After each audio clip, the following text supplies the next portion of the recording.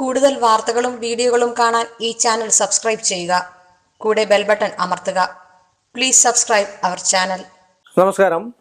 എല്ലാ മാന്യ ജ്യോതിഷ വിശ്വാസികൾക്കും എൻ്റെ നിസ്സീമമായ സ്വാഗതം. നിങ്ങളൊക്കെ എന്നെ വിളിച്ച് ചോദിച്ചിട്ടുള്ള ഒരു കാര്യമാണ്, എൻ്റെ വീട്ടിൽ പാമ്പ് കയറി, അത് ദോഷമാണോ?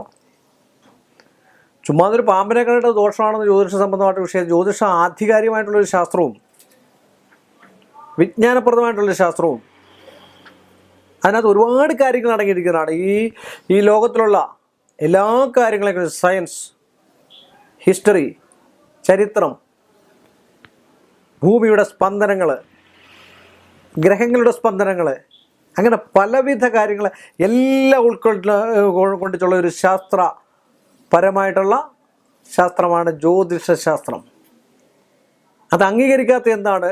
നെപ്റ്റ്യൂണും പ്ലൂട്ടോ ഇങ്ങനെയൊക്കെ പറഞ്ഞ്, സൺ, ജൂപ്പിറ്റർ ഇങ്ങനെയൊക്കെ പറഞ്ഞു കഴിഞ്ഞാൽ അതൊക്കെ നമ്മൾ വിശ്വസിക്കും അല്ലേ?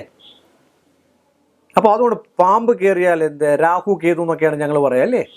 അതിൻ്റെതായിട്ടുള്ളതുണ്ട്. ഗ്രഹം എന്ന് പറഞ്ഞാൽ കണ്ടുപിടിച്ചത് പഴയ കാലത്തെ ആചാര്യന്മാർ കണ്ടുപിടിച്ചതാണ്. പിന്നെ ഐസക് ന്യൂട്ടൻ കണ്ടുപിടിച്ചത്. രണ്ടും ഒന്ന് തന്നെ. ആകർഷണം, ഗുരുത്വം. ഗ്രഹം എന്ന് പറഞ്ഞാൽ അതിൻ്റെ അർത്ഥം അത് തന്നെ. സംസ്കൃത വേദിയിലെടുത്ത് നോക്കുക അല്ലേ? ഇതൊക്കെ പഴയ കാലത്തും ഉണ്ടായിരുന്നു. പിന്നീട് കണ്ടുപിടിച്ചു എന്നേ ഉള്ളൂ. പുതിയതായിട്ടൊരു സാധനം ആരും കണ്ടുപിടിക്കുന്നില്ല. അതിന് മോഡലുകളൊക്കെ വരുത്തി ഇങ്ങനെ ചെയ്യുന്നതെന്ന് മാത്രമേ ഉള്ളൂ. അതുകൊണ്ട് പാമ്പ് ഡുണ്ടുബസ്പർശനാർഗ ഉരകം ചില സന്ദർഭങ്ങളിലൊക്കെ നമ്മുടെ വീട്ടിൽ കയറുക, സ്ഥിര സ്വപ്നം കാണുക, സ്ഥിരം നമ്മുടെ മേത്ത് വീഴുക, ഇങ്ങനെയൊക്കെ ചെയ്ത് കണ്ടു കഴിഞ്ഞാൽ എന്തെങ്കിലും നിമിത്തങ്ങൾ കാണിക്കണം. അത് ശ്രീകോവിലിനകത്ത്, ക്ഷേത്രത്തിലെ ശ്രീകോവിലിനകത്ത് പാമ്പ് കയറിയാൽ എന്തുകൊണ്ട് അവിടെ ദേവപ്രശ്നം നടക്കുന്നു? എന്തുകൊണ്ടാണ് ഒരു ക്ഷേത്രത്തിൽ ദേവപ്രശ്നം നടക്കുന്നത്? ഒന്നുകിൽ പാമ്പ് കുളത്തിൽ ചത്തു വീഴുക, അല്ലെങ്കിൽ സർപ്പം ശ്രീകോവിലിനകത്ത് കയറുക, അല്ലെങ്കിൽ സർപ്പം മൃതിയടയുക. ഇങ്ങനെയൊക്കെ ചെയ്യുമ്പോൾ ഭഗവാൻ ഒരു നിമിത്തം കാണിച്ചു തരുന്നു. എന്തൊക്കെയോ നിനക്ക് വരാൻ പോകുന്നു അല്ലേ? നമുക്ക് ചെറിയൊരു ജലദോഷം വരുമ്പോഴും ഒക്കെ നമുക്കറിയാം പനിയുടെ ഒരു ആരംഭമുണ്ട്. അപ്പോൾ ഒന്ന് ഗുളിക കഴിച്ച് കളയാം. എന്നാൽ ഒരു സിട്രസണോ, ഒരു പാരസിറ്റാമോളോ, ഒരു കോൾഡിൻ്റെ ഗുളിയോ എന്തെങ്കിലും കഴിച്ച് കഴിയുമ്പോൾ മാറും എന്ന് പറഞ്ഞാൽ നിനക്കെന്തോ വരാൻ പോകുന്നുണ്ട്. ഇത് വിശ്വസിക്കാനാണ് ഈ ബുദ്ധിമുട്ട്. ഇതെല്ലാം തകർന്നു കഴിയുമ്പോഴാണ് ജോത്സ്യൻ്റെ അടുക്ക് വരുന്നത്. അതിന് മുമ്പേ ഒരു പരിഹാരവും ചെയ്യത്തുമില്ല. എന്നിട്ട് പെട്ടെന്ന് കാര്യം സാധിക്കണമെന്നും പറയും. നടക്കുന്ന കാര്യമാണ്. നമ്മളൊക്കെ ഈശ്വരന്മാരൊന്നുമില്ല, സാധാരണ മനുഷ്യന്മാർ തന്നെ. പഠിച്ച സാധനത്തെ അത് ഒന്ന് വികസിപ്പിച്ചെടുത്തിട്ട് ഞങ്ങളങ്ങോട്ട് തരുന്നു എന്ന് മാത്രമേ ഉള്ളൂ. എന്ന് പറഞ്ഞ പോലെ പാമ്പ് കയറുന്ന ഒരു നിമിത്തമാണ്. എന്തോ നിനക്ക് വരാൻ പോകുന്നു. ഞാൻ ഇന്നാളിലും പറഞ്ഞു, എന്നോട് ചില ആൾക്കാർ ചോദിക്കും മഴ പെയ്യുക, ഇന്ന് മഴ പെയ്യുമോ എന്ന്.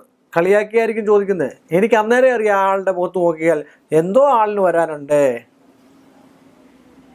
ഞാനതിനെ ഒന്ന് ഇളിച്ച് കാണിക്കും, അല്ലെങ്കിൽ ഇളിപ്യനായ രീതിയിൽ വെച്ചിരിക്കും. വന്നാട്ടെ, ഒരു 100 തന്നു കഴിഞ്ഞാൽ ഞാൻ പറഞ്ഞുതരാം, അല്ലെങ്കിൽ 500 തന്നു കഴിഞ്ഞാൽ പറഞ്ഞുതരാം. 100 ആരും കൊടുക്കില്ല, എന്നാലും പോട്ടെ, അത് ഞാനങ്ങ് പറഞ്ഞതേ ഉള്ളൂ. അപ്പോൾ അങ്ങനെ ദക്ഷിണ വന്നു കഴിഞ്ഞാൽ മഴ പെയ്യുമെന്ന് പറയുന്നതിന് എനിക്കെന്താ കുഴപ്പം? ഒരു കുഴപ്പമില്ല. എന്ന് പറഞ്ഞ പോലാണ് ഒരു നിമിത്തം നമ്മളെ കാണിച്ചു തരാനായിട്ട്. നമുക്ക് എന്തൊക്കെയോ വരാനുണ്ട്. അതുകൊണ്ട് എത്രയും പെട്ടെന്ന് എന്തെങ്കിലുമൊക്കെ ഒരു പരിഹാരം ചെയ്തു കഴിഞ്ഞാൽ കുടുംബത്തിന് ഐശ്വര്യം ഉണ്ടാകും, സമ്പൽ സമൃദ്ധി ഉണ്ടാകും എന്ന് പറഞ്ഞുകൊണ്ട് ഈ എപ്പിസോഡ് ഞാനിവിടെ വൈൻഡപ്പ് ചെയ്യുന്നു. മറ്റൊരു എപ്പിസോഡിൽ കാണുന്നവരെ എല്ലാ മാന്യ പ്രേക്ഷകർക്കും എൻ്റെ വിനീതമായ നന്ദി, നമസ്കാരം. കൂടുതൽ വാർത്തകളും വീഡിയോകളും കാണാൻ ഈ ചാനൽ സബ്സ്ക്രൈബ് ചെയ്യുക. കൂടെ ബെൽ ബട്ടൺ അമർത്തുക.